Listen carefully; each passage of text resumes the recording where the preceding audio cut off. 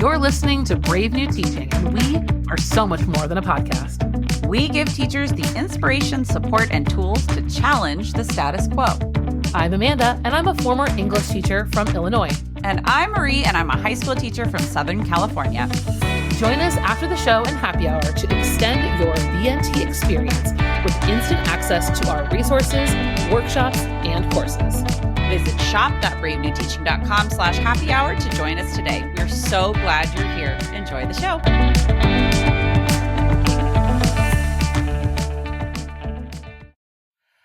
All right, everyone, welcome back to the podcast. We are so excited to kick off the new year with an exciting interview. We have two friends of the podcast who are here to talk about one of their many wonderful books, and we are thrilled to introduce them to you if this is the first time that you've ever hung out. So welcome to the podcast, Brian and Susan. How are you guys doing today? Doing great. Hey, thanks for having us. Happy December. We're recording in December, so we're here. You know how December is. Showing up counts for something. Listeners, before we started recording, we were trading just how's it going for you being teachers in December. And, it's as expected. As expected. Mm-hmm. We're tired. Well, and I can assume that January is just as rough getting yourselves pulled back together, after a season of things. So here we are, and we are here with some really kind of, I think the perfect thing to start the year off with is going to be a refreshing set of energy. So Brian and Susan, why don't we start with you all giving a little bit of background about yourselves, your work, and what kind of led us to today's conversation. Yeah, for sure. So I'm Susan Barber. I live in Atlanta, Georgia, and teach at Midtown High School. Fun fact is the high school where I work is Atlanta's oldest public high school. So we have a lot of tradition and history. And it's great. I teach all senior English. I've been teaching seniors for a long time. And in addition to teaching, I write and do some consulting and work some with College Board. Brian and I met on Twitter a little more than a decade ago. Wow. And then we became friends, and here we are. Like, I can't even imagine not being with friends. I'm sure just like y'all, like we're in communication pretty much every single day, we're chatting, and it's gone from us, working together professionally to being friends. So he's a big blessing in my life. So. And I'm Brian Sztabnik. I teach at Miller Place High School, which is in New York. I'm about an hour and 10 minutes outside New York City. And like Susan, my schedule is dominated by senior classes. So I have a bunch of sections of AP Lit this year. I'm also teaching a public speaking class this year, but in years past, I've taught like almost every elective my school offers: creative writing, a Shakespeare class, a poetry of rock and roll class, college reading and writing class. And then the other part that's formal to my identity at school is I'm a basketball coach, and I've done that for 20 years now. So when you talk about the season and how, coming into the new year, we're moving out of one season, I'm staying in one season because our season will go till mid-February. Yay, winter sports. Yeah. Yeah. And it's, like I said, it's part of my identity, but it's just a great place to be around kids and mentor them in another way besides the classroom and have that chance to work with them and mold them. And then, like Susan said, we met, it sounds like on a dating app, but it was actually a Twitter chat, probably around 2015. And I think the thing that bonded us was we just had this energy about wanting to be present for teachers and to help teachers and find ways we could be of service to teachers. So I think that's part of who we are in our online presence outside the classroom is we want to be a voice for teachers. We want to be an ear to teachers. We want to have that sympathetic heart to understand what they're going through because we're doing it every day as well. And it's not easy for us. So we're right there with them. Yep. Well, you guys are like the perfect match for the podcast. Marie and I were just kind of reviewing some of our core beliefs, like what we talk about in the podcast all the time. And our number one thing we keep coming back to is meet kids where they are. Mm-hmm. And I think that alignment has always been something that I've connected with both of you on. And I'm just so excited to dig into that even more in a full conversation here on the podcast, because Twitter's great. Facebook is great. But like, I love the power of the podcast is so cool to like really talk it out. For sure. Well, and one of the things, like, I've talked to, authors of fiction about this. I've talked to other, educator authors too. We have talked to many people, and I'm always so fascinated and in awe of those who actually bring a book to fruition. And I know that, like, there are a lot of people out there that write books, but there are not that many people out there that write, books that are as purposeful and useful as the ones that you two specifically have created. And so I am wondering what inspired you, or we all know that the inspiration strikes, right? But like, what helped you get over the the hump of actually creating your books and bringing them to print and getting them into the hands of educators? I think one thing that's been inspirational for us is Susan and I both write online. We have a website called Much Ado About Teaching. And I remember at one point I said to her, I'm kind of getting tired of the 800 to 1,000 word blog post or article. Like, that format has its limits, but it also has its potentials. And we've written probably for 8 to 10 years, I'd say, online. And at certain points in that experience, you have that frustration of, how many different ways can I write about teaching a thesis statement? Or how many different ways can we talk about, burnout? That's a common topic. Right. And I think one of the things that spoke to us is, well, if we move to a different format, does it open up new opportunities to maybe see something in greater depth, or to reach a broader audience, or find ways to stimulate ourselves creatively so that we're not just doing the same thing over and over again? Mm-hmm. And also, I'll add to that, and maybe Brian has repressed this part of the story, but how many years did I beg you to write a book with me? And again, I feel like I just wore you down. I'm like, Brian, let's write a book. Let's write a book. Do you want me to answer that honestly, or? This is a safe space. We're all friends here. Let's go. Only a few. Yes, yes. What you got? Mm-hmm. Yeah, I mean, truly, it just seemed like the next natural step for us if we wanted to continue to like push ourselves in our professional work. Like Brian said, moving from writing these 1,000, 1,200 word posts every month to seeing what we could develop that into seemed like a logical step. Yeah, well, so take us through the journey of the books, right? Because you guys have multiple books. I know you've contributed to a lot of other anthology types of books too. So how did that when did it start? And, how did we get to 100% engagement, which is what we're here to talk about today?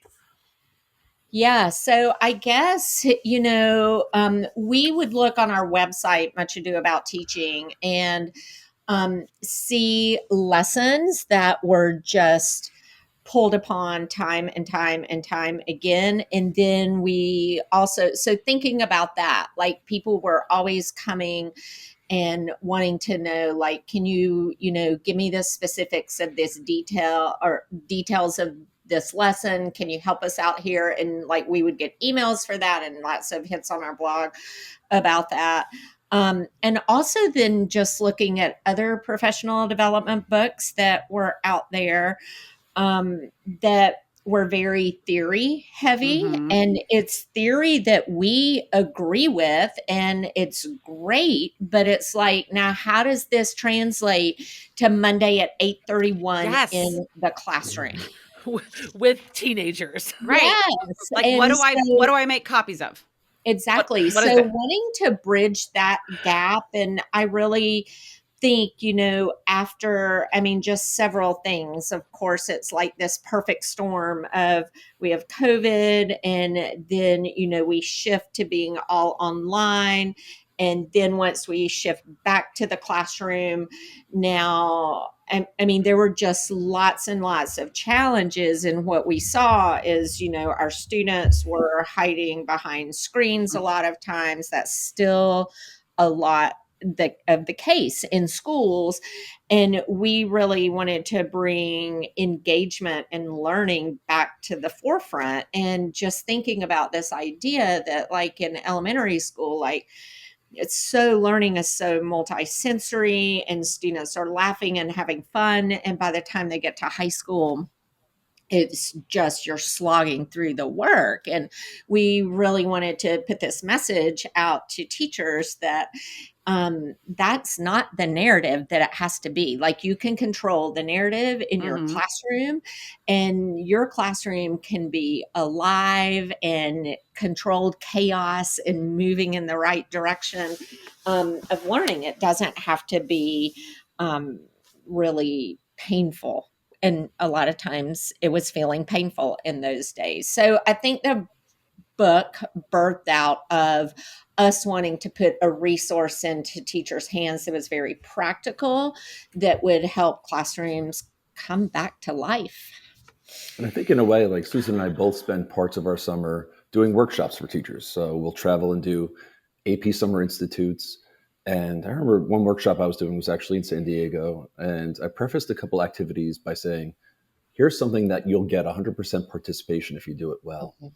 And that seemed to be the idea that teachers perked up about, because one of the things I kept hearing in these workshops was, well, how do we get the kids to read, or how do we get them engaged? And we all know this. Cell phones have been a huge issue over the past few years. And the feedback that I would get then later on in the year, and Susan with the same thing, was these were the lessons that teachers were craving. And I think it's one of those situations where the book almost came to us rather than us trying to find the idea, because it was right there in front of us. This is what we were hearing from teachers over and over again. We're trying to teach English, but these kids won't engage with the text. What can we do? And we started going through our activities that seemed to get everyone participating. And so it started with 100% participation, but then we thought about really engagements at a whole nother level than just participation. Sure. And that's where the genesis for the book came. Oh, I love that. I do too. That's yes. I'm like, keep going. Well, I was just listening to, or no, I was reading, I don't know, something. Oh, I was looking at Instagram this week, and I saw an article from like October or November talking about the difference in like what engagement is considered now, like when we talk about engagement and like the educational vernacular versus what it truly is. Like students looking like they're busy versus engaging. And that has become a much broader engagement has become a much broader term for just like paying attention versus, so that like idea of participating versus engaging on like a deeper level, I think is like hitting it spot on. And it just made my brain go bloop, bloop, bloop, bloop, bloop, bloop, bloop. Yeah, absolutely. And we were at this point in our own classrooms that we were feeling like work seemed very transactionary. Like, you know, I mean, kids would just show up and be like, what do I have to turn in? And we were like, this class is so much more about turning in something. Like, if you're just here to turn in something, you're not engaged. And so, you know, just thinking about how can we move from having these transactionary type feeling classrooms to classrooms that are alive and buzzing with excitement and engagement. I think I saw the same post, Marie, so as we're recording this right now, I'm kind of in this new phase of my career as a librarian at the elementary school, and it's just like I hope everyone in their careers gets a chance to do something a little different from what they've always done, because it just really gives you a chance to shift your perception, right? Your focus on other things. And what I'm seeing here, like along those same lines, is that there is such an emphasis on engagement looking behaviors. And engagement looks like here, like I feel like at least in this space, right, everyone's quiet, paying attention, listening, like these things that are so counter to what engagement might actually feel like, especially for a lot of our kids who need like movement and noise. They need like space to be themselves. There are just so many conflicting ways of defining engagement, and really like finding that sweet spot as a teacher between like the work and the behaviors, and then that authenticity of I'm engaging intellectually in the work, I'm engaging communally with people in my classroom. Like there are so many layers to that, and you guys do talk about that at the beginning of the book, and I loved that section. Well, I was going to ask actually too, like in light of at the beginning where you're talking about the I guess, evolution, right? Of like older perceptions of engagement versus what we actually know is engagement. And then into kind of what I was just mentioning of like, it's almost like the pendulum has swung back to busy, happy, good equals engaged.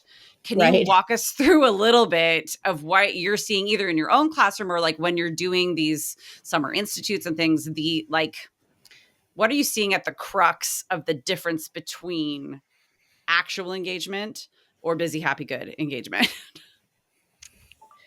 Yeah. So a few things that I think about, I think a lot of times that we think about learning, and especially when we get to high school, we think about learning in isolation as opposed to really learning in community. And I think that's so big now. I think especially with what we're seeing with students, what they're dealing with emotionally, um, we need to move students more to where they are learning together and we're learning and discovering as a class instead of everybody just sitting at their desk doing their work and focusing on their own learning. We really want to focus and help students learn to collaborate and use each other to learn and to enhance their own personal learning. So that's one of the first things that comes to mind for me. And also, just what I was talking about a minute ago, just like this really compliance based type of assignments and work in the classroom that may not really move students forward or may not challenge them as much as they need to be challenged. But taking that compliance based learning and now like really pushing students and explaining to them, we're going to be doing something hard. We're going to tell you why we're doing that to hope to get that buy-in so that they're valuing what they're learning and what they're doing in the classroom. And it's more than just, I just have to do this assignment to check the box for this class. And then the bell rings and I get to leave. And it's like, you go to the next class all and gone. do the same thing. Yes. Yeah. And I like the word that Susan used, compliance, because I think that's the old school mentality. And there's a rationale to that. A classroom that's compliant, there are not behavioral issues, and it's predictable and it's orderly, but it's not necessarily engaging. And I can think back to early in my career, there was a teacher that I worked with in the department that was the packet teacher. And as soon as you handed in one packet, he had another one ready to go. And for him, that's how he structured his classroom to keep students engaged, was busy, busy, busy. But sometimes classrooms are messy. Sometimes learning is slightly chaotic. And one of the things we try to do with this book is show that compliance doesn't necessarily mean engagement. It just means students are working. But what we want is deep understanding. And there's a myriad of ways to do that. And part of this book is unpacking some of those ways so that students are immersed in learning. They're taking control of their own learning. It's not being directed at them. There are options. And I think one of the things that was so foundational to us, we found when we get students out of their seat, we get them collaborating. And when we as teachers are creating the conditions for learning to happen, rather than giving it or providing it and allowing students to meet it on their own terms, that's when we're having our most successful lessons. It's that ownership piece. Mm-hmm. And it's a switch. I think if you're used to compliance based, right, educating, or I think I was raised as a student in that kind of a system, and so to unlearn that as an educator, it does take time and it does feel really messy along the way. But and I think when you're getting observed, that's what you kind of expect, is to have that lesson that is compliant, because 100%. Then there are no issues. But I don't know if that's always what's best for students. Well, and for kids, like kids are having to be trained in how to engage, right? Versus, because path of least resistance, right? Especially when, like, I look at their little teenage brains and they're flooded with all of these different inputs and hormones, and they're tired and they're hungry and they're pissy and they're happy and they're sad and they're right. Like all of and their feet are too big and their hands are sweaty, like all at the same time. And then we're asking them to do something that's intellectually rather challenging and like pushes them out of their comfort zone. Sometimes they crave those packets that they can just cheat off of the person next to them and be done. And I can't always blame them. And it is really hard for us as the teacher to keep pushing and keep it going when we're meeting resistance. But like you're saying, that's the most important part, is to keep going. And so I love that the supports that you have are not just you can do it, but it's more like, and this is how. And here's how. And here's how. Yeah. I think another thing that you'll see in all of our lessons, and actually in the intro, just to back up for a second, we have like 10, what we call that are 10 like myths for what engagement is, and then really like what our core value is that offsets that myth. And we've been talking about some of those, but another one, and I think you'll see this really focused and highlighted in all of the lessons in here, is that we are really moving away from the teacher being like the sole communicator of all knowledge and understanding in the classroom, and really shifting to being more of a facilitator and someone who structures class periods and lessons that helps students to discover this information on their own,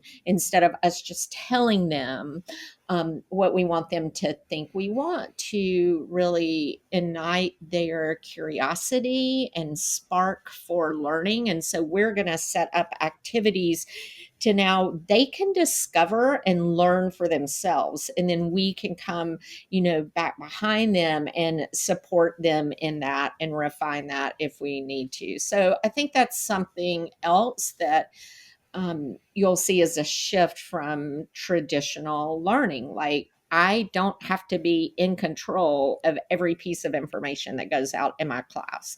Students can discover these things on their own if we set them up correctly. Yeah, and that's the key, right? It's the setup.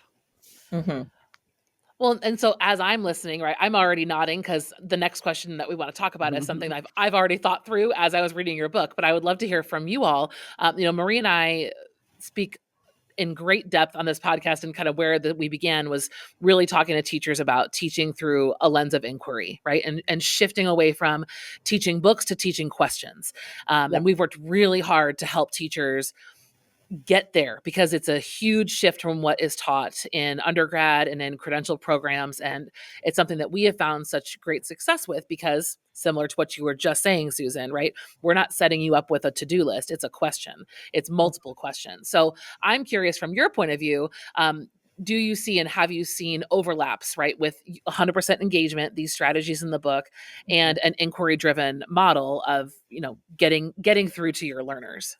I think the thing that stands out to me is there's this classic reel on Instagram where it's mocking the English teacher that's asking a question about literature, and they want that one answer, and the student is close, but they're like teasing them along because they want that answer to come out of that student's mouth, and it's not there. That's not these lessons. Like, I don't think there's a single lesson in our book where we're looking for a specific answer in anything that we do. And I said it before, but it's worth repeating. We're trying to create the conditions for students to learn on their own terms. And so many of these lessons are allowing for a diverse range of answers. So we're putting students in activities where their thinking matters. We're just guiding them down that path to consider what we want them to focus on. So the lessons will look at open-ended questions where there is no right answer, but it's a chance to evaluate how other students are thinking and compare and see those differences, and notice that two people aren't going to read the book the same way. And exploring that interplay of how one person sees it versus another, that's where the richness is, because it's not the right answer we're looking for. We're looking for the personal answer.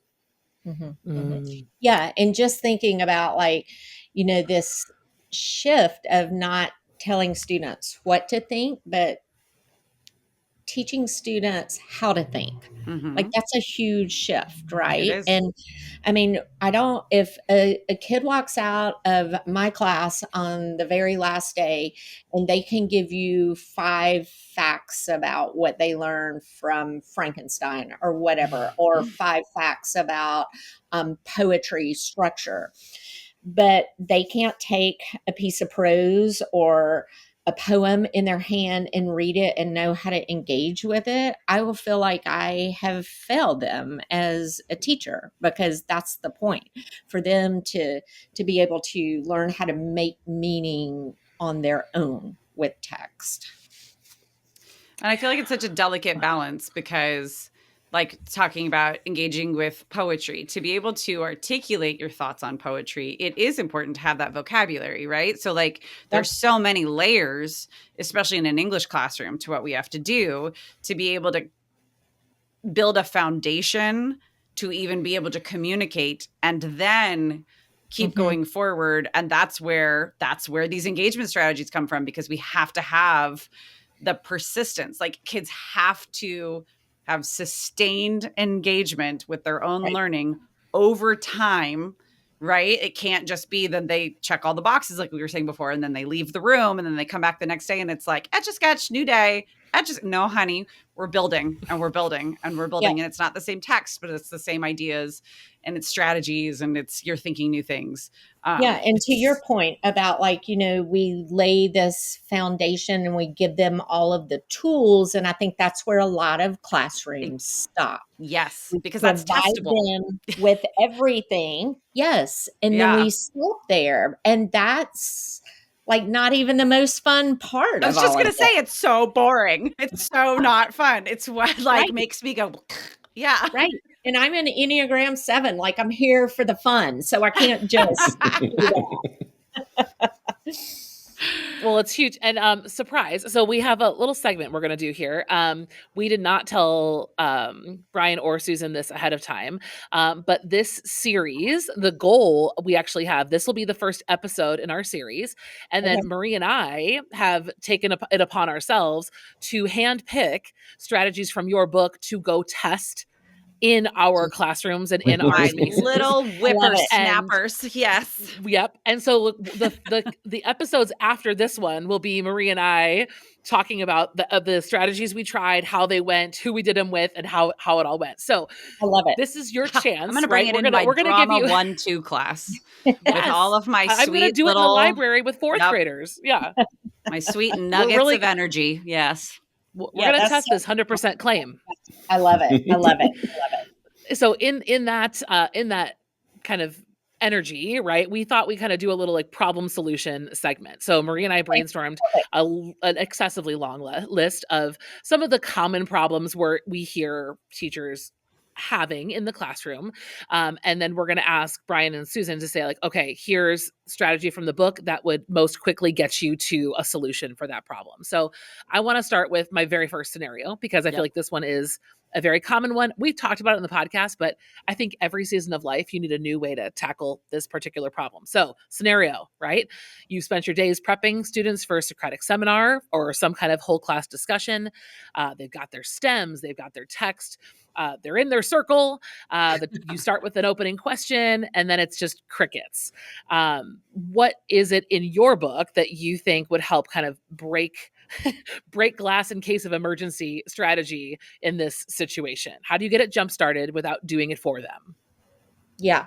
And that is like every teacher's ultimate frustration, right? To just or nightmare. Yes. Or nightmare. Yeah. To be sitting there with crickets. So thinking about this one, I think I would pull like a part of one of the strategies. Well, actually, it's one of Brian's lessons. And I just did this because my students were having trouble discussing. And so I did I think in our section of the book, it's poetry speed dating, but really it can apply to any text. And what I love about this, and I think you can just do the back half of this lesson. Brian has a great like warm up to get students talking about it. But if they're here already prepped for a discussion, I think what I would do, because a lot of times in a discussion, they're just afraid to speak out in front of everybody, right? Mm-hmm. So what I like about the speed dating is it's just going to pair you up with one person. So I would say maybe we're going to start with question number 1 or question 3, whatever question you would want them to start off. Turn and talk to your neighbor. I'm setting the timer for 3 minutes. I want y'all to both in 3 minutes give me your 90-second each answer for this question while the other person's talking. You're writing down something that you've learned from this, and then we'll flip. And now we're gonna, after that 3 minutes, so it's super fast, and now we're gonna flip and find another partner and do the same thing. So I think that's what I would do, like get them talking in small groups and get it at this fast paced, they feel the timer and get that going. And then I think after that, the conversation, like it's broken, the tenseness of not wanting to speak. And it's done in a way that is just a one-to-one conversation, but that would warm them up now to do a larger Socratic seminar. So I think that's what comes to my mind. What do you think, Brian? So I said earlier that Susan and I met on Twitter, and we used to do Sunday night AP Lit chats. And often I would just come up with 10 questions about how do you teach thesis statements? Or sometimes I would just find a poem that I read online that I really liked and develop 10 questions. So many teachers would tell me, oh my gosh, now I have my Monday lesson plan because Sunday night I chatted with AP teachers on Twitter. And especially during COVID, I found that that was the only way I could get my students that were remote to still feel like they were part of my classroom. So I started doing Twitter chats with the literature that we were reading. And it has carried through since then. And it's one of the best ways for 100% participation. And here's why. I can post easy warm-up questions like, if it's a poem, what's your favorite line? Every kid can answer that. And then as we go through 10 questions, I start to scaffold the questions in terms of complexity or insight. But I really like what I call just dipping your toes in the water. Like the water's fine, you can jump in, but I'm going to give you a softball that you can knock out of the park with the first question. And here's what happens. With a question as easy as, what's your favorite line? Every kid can find one. So every kid types an answer. So in my classroom right now, when we did Pride and Prejudice, we're finishing that unit. We're a one-to-one school, and I don't like using the Chromebooks. But we started a Google Meet. I told everyone, turn your microphone off, turn your camera off. We're just going to use the chat feature, and I'm going to start asking questions about this book. And sometimes I've done it with Padlet. Typically, we use Google Meet. But as we go through it, maybe about halfway through, I say to the students, if you see someone that has a really nice answer, give them a shout out. And what they're going to find is now as they post their answers, they realize their classmates are going to see them. Now, a couple things happen here. Number one, those kids that are afraid to speak now are more comfortable because they can compose their thoughts and they don't have to rush to get their hand up to participate. Their thoughts are just as valuable as everyone else's.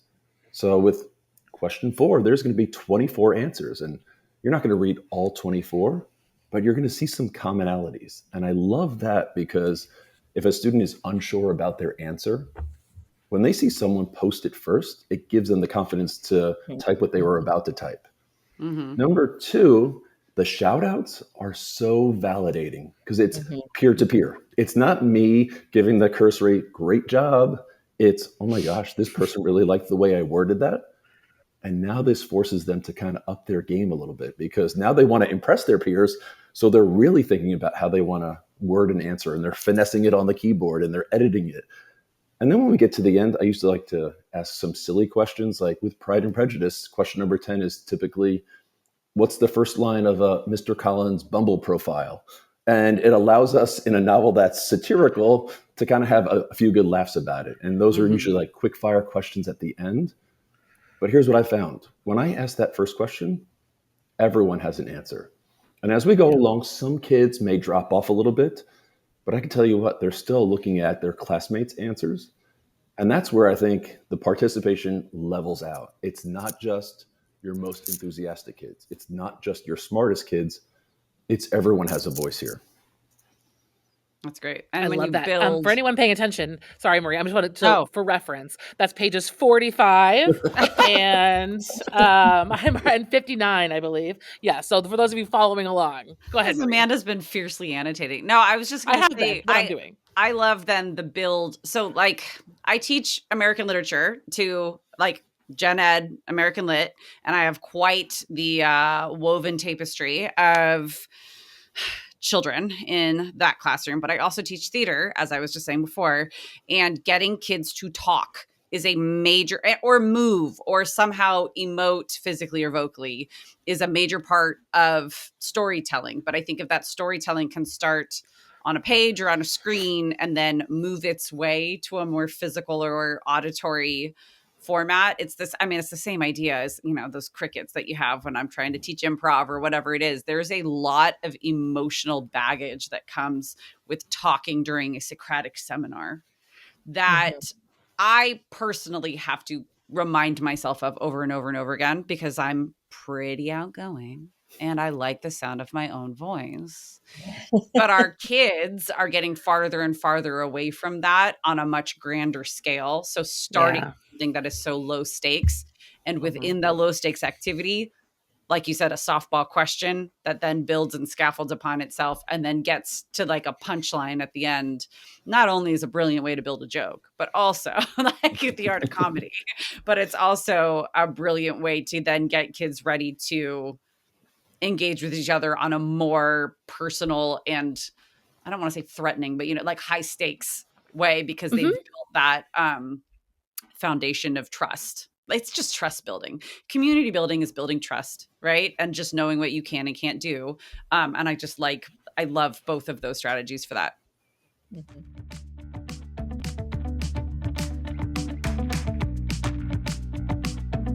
Thanks again for listening to Brave New Teaching. We'd love to keep the conversation going over on Instagram.